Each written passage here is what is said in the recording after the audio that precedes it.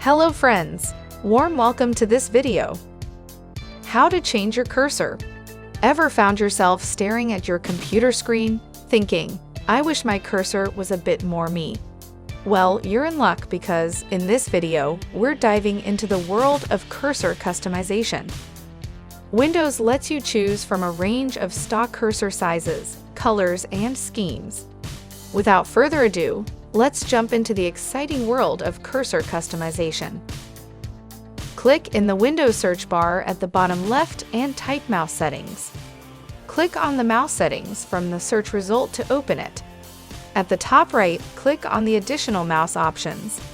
Click on the Pointers tab. Click on the Scheme drop-down list and select any pointers preset from the list. Click on the Browse button and you can select any cursor style that is available in Windows. Click on the Cancel button and then click on the Cancel button again to close the mouse properties. Close the settings window. Open your web browser and open the web page of nw-designer.com. Click on the Gallery menu button. Scroll down the page and click on the More Cursors text link. You will find many cursor styles here. Continue to browse and select a cursor set of your choice. Click on the Download button.